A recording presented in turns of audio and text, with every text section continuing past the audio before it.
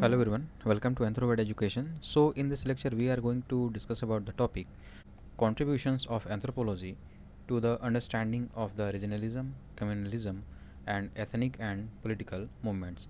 तो anthropology paper 2 का topic number 9.3 है। तो ये लेक्चर को स्टार्ट करते हैं। तो सबसे पहले हम देखेंगे एंथ्रोपोलॉजी का कंट्रीब्यूशन क्या रहा है रीजनलिज्म को समझने में। तो सबसे पहले हम रीजनलिज्म के कॉन्सेप्ट को समझेंगे। तो यह लोगों का एक स्ट्रॉन्ग आइडेंटिफिकेशन होता है उनके रीजन के साथ में, ना कि एक नेशन एज अ होल होता है। तो पर्टिकुलर किसी रीजन से अगर किसी भी पर्सन का एक स्पेसिफिक आइडेंटिफिकेशन होता है, एक स्पेसिफिक अटैचमेंट होता है, तो वो कहा जाता है रीजनलिज्म। अगर इंडियन कॉन्टेक्स्ट में बात करेंगे तो इसको समझा जा सकता है ये एक लॉयल्टी होता है टू अ पर्टिकुलर रीजन, और इसकी वजह से पॉलिटिकल डिमांड्स बढ़ती हैं, जैसे कि ऑटोनॉमी होती है, स्टेटहुड होता है या फिर स्पेशल स्टेटस होता है। तो इंडिया में ऐसे बहुत सारे एग्जांपल्स देखने को मिलेंगे जो स्टेट फॉर्मेशंस के रीज़न हुए हैं और उसका रीज़न रहा है रीजनलिज्म। इसके लिए कुछ कैरेक्टरिस्टिक्स होते हैं जो कि रीजनलिज्म को समझने में हेल्प करते हैं, और ये कैरेक्टरिस्टिक्स जो है वो एंथ्रोपोलॉजी के द्वारा बताया गया है। तो सबसे पहला जो कैरेक्टरिस्टिक होता है वो होता है होलिज्म। होलिज्म बेसिकली एक अप्रोच होता है कि किसी भी ह्यूमन सोसाइटी को स्टडी करना और उसके कल्चर को स्टडी करना एज इंटीग्रेटेड होल्स। फिर होता है कल्चरल रिलेटिविज्म। तो यहाँ पे कल्चरल कंपैरिजन की बात होती है बिटवीन द टू बिलीफ्स, ये कल्चरल रिलेटिविज्म होता है। फिर comparative and the cross cultural studies होती हैं, और फील्ड वर्क होता है, और फेल्ट नीड अप्रोच होता है। ये सारी कैरेक्टरिस्टिक्स हैं रीजनलिज्म को समझने के लिए। फिर हम कॉजेज़ की बात करेंगे कि एंथ्रोपोलॉजिस्ट ने कौन से कॉजेज़ बताए हैं रीजनलिज्म को डिस्क्राइब करने के लिए। तो ये जो कॉन्सेप्ट है यह सोसाइटी और ज्योग्राफी के स्ट्रक्चर में रूटेड होता है। इसके बेसिस की बात करेंगे तो ये एथनिक, ज्योग्राफिकल और लिंग्विस्टिक डाइवर्सिटी पे डिपेंड करता है। जब कोई भी एथनिक गोल अनफुलफिल्ड रहता है या कहीं पे इकोनॉमिक डेवलपमेंट इम्बैलेंस्ड होता है तो ये कॉज बनता है रीजनलिज्म का।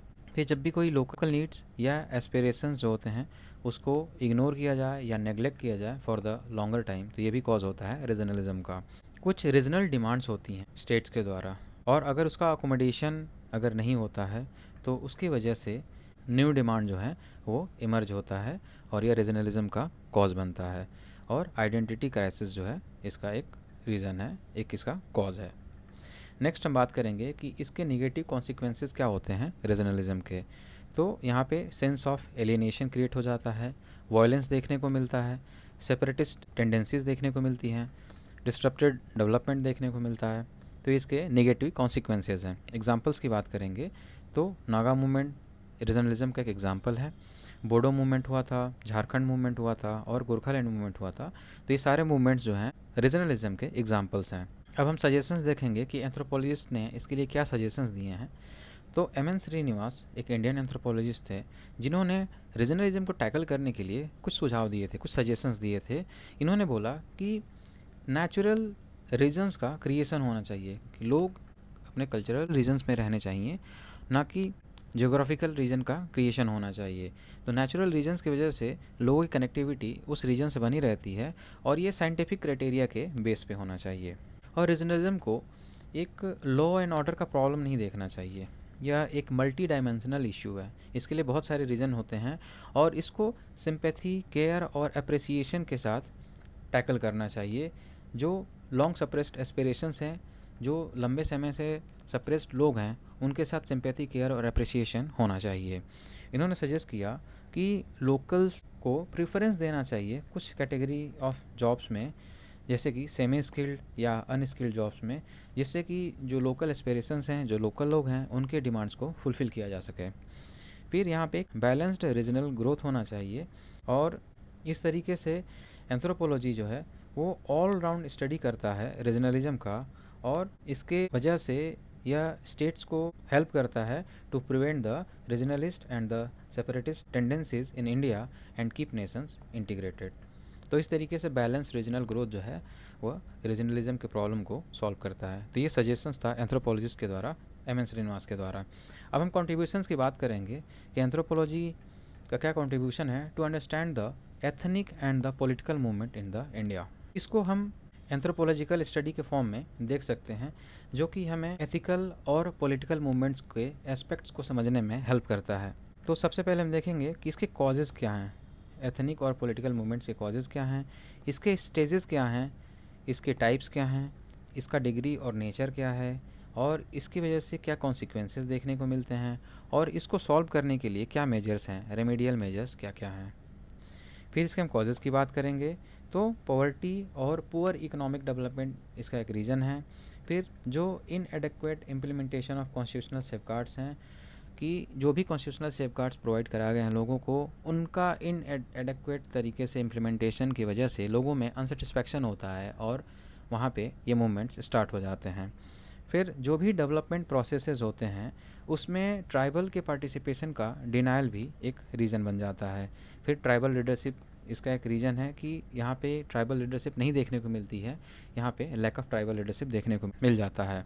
फिर लैंड एलिनेशन की प्रॉब्लम या डिस्प्लेसमेंट विदाउट एडेक्वेट कंपनसेशन, तो लैंड एलिनेशन की वजह से कहीं ना कहीं अनसेटिस्फैक्शन देखने को मिलता है ट्राइबल पॉपुलेशन में।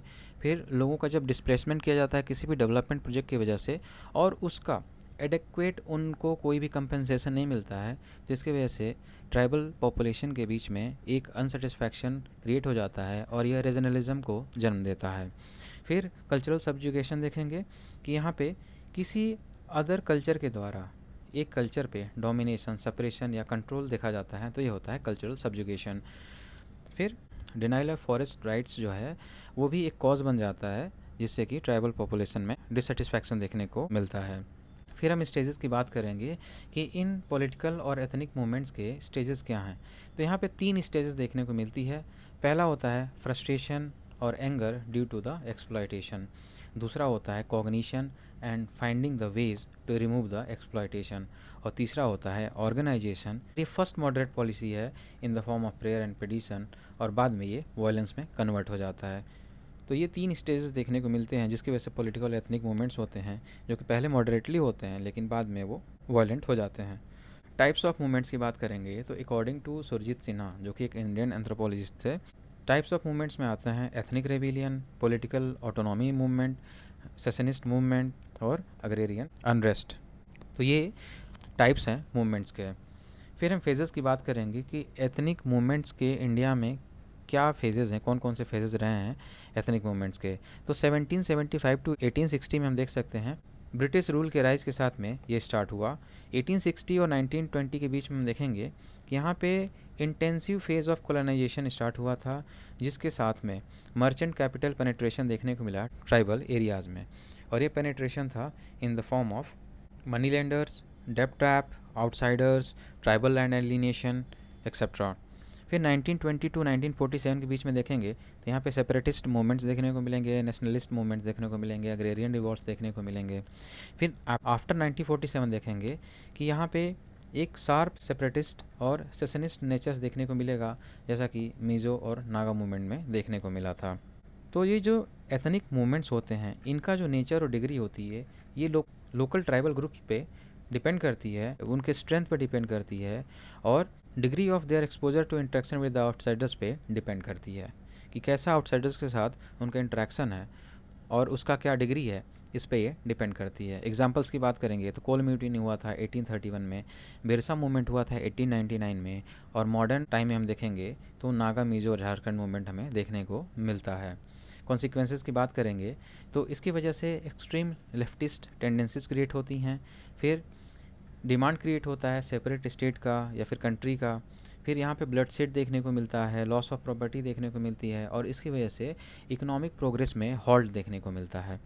फिर जो नेशनल इंटीग्रेशन है वो थ्रेट में आ जाता है, क्योंकि इन सारी प्रॉब्लम्स की वजह से ये चीज़ें नेशनल इंटीग्रिटी पे और यूनिटी पे इफ़ेक्ट डालती हैं। इसके लिए क्या रेमेडीज़ हैं, क्या मेजर्स हैं जो कि लेने चाहिए, तो इस सिचुएशंस का जो है केयरफुली स्टडी और रिव्यू करना चाहिए, जिससे कि जो भी लॉज में लूप होल्स हैं उसको फाइंड आउट किया जा सके और इसको करेक्ट किया जा सके। फिर जो भी एग्जिस्टिंग लॉज है उसका इफेक्टिव इन्फोर्समेंट होना चाहिए। जो भी क्रेडिट फैसिलिटीज़ हैं ट्राइबल्स के लिए उसको ईजी वे में प्रोवाइड कराना चाहिए। और फेल्ट नीड अप्रोच के हिसाब से पॉलिसी फॉर्मुलेशन होना चाहिए कि जो ट्राइबल्स की नीड है उसके हिसाब से उनके लिए पॉलिसीज़ का क्रिएशन होना चाहिए। जो भी डेवलपमेंट प्रोसेसेस हैं उसमें ट्राइबल्स का पार्टिसिपेशन होना चाहिए, और किसी भी आउटसाइडर के लिए जो भी ट्राइबल लैंड है उसका एलिनेशन या ट्रांसफ़र जो है वो रिस्ट्रिक्ट होना चाहिए। फिर जो भी रिलीजियस कन्वर्जेंस है या जो फोर्स कन्वर्जेंस है उसको भी चेक करना चाहिए। जो 5th और 6th शेड्यूल्स हैं इंडियन कॉन्स्टिट्यूशंस के, उसका इफ़ेक्टिव इम्प्लीमेंटेशन होना चाहिए जिससे कि ट्राइबल एरियाज़ में होलिस्टिक डेवलपमेंट देखा जा सके। फिर कुछ बेसिक फैसिलिटीज़ हैं जैसे कि हेल्थ, एजुकेशन, एम्प्लॉयमेंट, इस पे फोकस करना चाहिए। अब हम बात करेंगे contributions of anthropology to understanding the communalism. तो जो एंथ्रोपोलॉजिकल थ्योरी ऑफ फंक्शनलिज्म है उसके बाद जो रिलीजन रहा है सोशल सॉलिडरिटी के लिए एक पोटेंट फोर्स रहा है। लेकिन जब ये सॉलिडरिटी हॉस्टेलिटीज़ में कन्वर्ट हो गया है इन द प्लूरल सोसाइटीज़, तो वहाँ पे कम्युनलिज्म का कॉन्सेप्ट देखा जा सकता है। अब जो कम्युनलिज्म की आइडियोलॉजी होती है ये 3 एलिमेंट्स को कंसिस्ट करती है। सबसे पहला एक बिलीफ होता है और उसको सेम रिलीजन के लोग फॉलो करते हैं जिनका कॉमन सेक्युलर इंटरेस्ट होता है, जो कि पॉलिटिकल हो सकता है, इकोनॉमिक हो सकता है या फिर सोशल इंटरेस्ट हो सकता है। एक ऐसा नोशन होता है जो कि एक multi religious society like India में देखा जा सकता है, और ये जो कॉमन सेक्युलर इंटरेस्ट होते हैं वन रिलीजन के, ये डिसिमिलर होते हैं और ये डिवर्जेंट होते हैं from the interest of the another religious group. जब एक रिलीजियस ग्रुप का इंटरेस्ट डिसिमिलर या डाइवर्जेंट हो जाता है किसी अदर रिलीजन से, तो यह एक कम्युनलिज्म का कॉन्सेप्ट क्रिएट कर देता है जो कि एक multi religious society like India के लिए थ्रेट होता है। और ये जो भी डाइवर्जेंट इंटरेस्ट होते हैं ये कम्प्लीटली इनकम्पैटिबल होते हैं, एंटागोनिस्ट होते हैं और ये हॉस्टाइल होते हैं। फिर हम फैक्टर्स की बात करेंगे कि कौन कौन से ऐसे फैक्टर्स हैं जो इस चीज़ के लिए रिस्पॉन्सिबल हैं। तो सबसे पहला हम देखेंगे इसमें आइडियोलॉजिकल डिफरेंसेस देखने को मिलता है। आइडियोलॉजिकल डिफरेंसेस जो होते हैं ये बेसिकली रिलीजन बेस्ड होते हैं और इसकी वजह से कम्युनल टेंडेंसीज़ और क्लासेस जो हैं वो देखने को मिलते हैं। जैसे देखा जाए कि जो पॉलीथीज़म का कॉन्सेप्ट है या जो आइडोलेटरी का कॉन्सेप्ट है हिंदुज़म में, यह हमेशा क्लैश करता है इस्लाम के मोनोथीज़म से और बीफ कंजम्पशन से। तो ये आइडियोलॉजिकल डिफरेंसेस देखने को मिलता है। फिर हिस्टोरिकल फैक्टर्स की बात करेंगे कि जैसे रामचंद्र गुहा और रोमिला थापर ने जो कम्युनलिज्म का ओरिजिन है इंडिया में उसको बताया कि ये कॉलोनियल पीरियड से है, और जो ब्रिटिशर्स की पॉलिसी रही है डिवाइड एंड रूल की, ये कम्युनिटीज़ के बीच में एक डिफ्रेंसिएशन को क्रिएट किया है और इसकी वजह से एक पार्टीशन का एक्सपीरियंस देखा गया है। तो ये हिस्टोरिकल फैक्टर्स भी रीज़न रहे हैं कम्युनलिज्म के।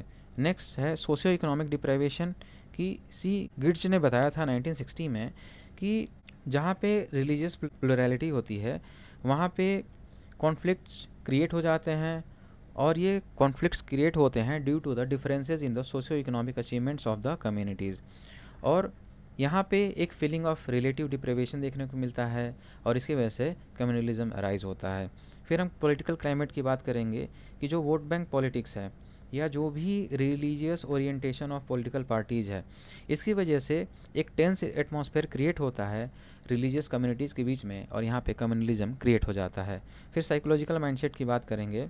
जो इनहेरेंट फियर है माइनॉरिटीज़ के बीच में कि उनकी आइडेंटिटी का लॉस हो जाना, या जो मेजॉरिटी लोग हैं उनके कंपैरिजन में उनकी जो आइडेंटिटी है उसका रिकॉग्निशन ना मिलना, और जो भी नेशनल प्रोसेसेस हैं उसमें उनका पार्टिसिपेशन नहीं देखने को मिलता है और इसकी वजह से कम्युनलिज्म की प्रॉब्लम देखने को मिलती है। अब हम इसके इफ़ेक्ट्स की बात करेंगे कि जो मल्टी रिलीजियस या मल्टी एथनिक पॉलिटी है इंडिया में उसका क्या इफेक्ट है। तो यहाँ पे कम्युनल पॉलिटिक्स देखने को मिलती है जिसकी वजह से थ्रेट और हेट स्पीचेस देखने को मिलते हैं पॉलिटिक्स में। फिर कम्युनल वायलेंसेस देखने को मिलते हैं।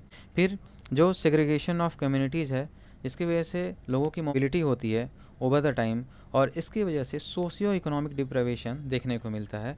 जैसा कि 2013 के मुजफ्फरपुर राइट्स के बाद में हंड्रेड्स ऑफ मुस्लिम फैमिलीज़ जो हैं वो उन्होंने अपनी जगह को छोड़ दिया था और आज भी उन जगहों पे वापस नहीं आ रहे हैं क्योंकि उनको इस चीज़ का डर लगा हुआ है, उनके लिए वो जगह पे आना थ्रेट है। और इसकी वजह से गेटोइजेशन की प्रॉब्लम क्रिएट हो रही है कि स्पेसिफिक ग्रुप जो है वो सेपरेट हो गया है एक ब्रॉडर पॉपुलेशन से।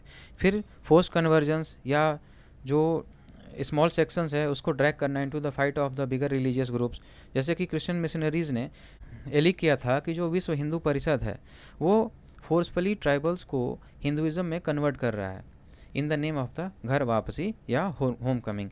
जबकि विश्व हिंदू परिषद ने इस क्लेम को डिनाई किया था और इसने ये बताया था जो क्रिश्चियन मिशनरीज हैं ये प्रोसेलिटाइज कर रहे हैं ट्राइबल्स को इन द फर्स्ट प्लेस, कि ये कन्वर्जन का काम कर रहे हैं, ना कि विश्व हिंदू परिषद कर रहा है। तो आज के लेक्चर में इतना ही। Thank you for watching this video. जय हिंद।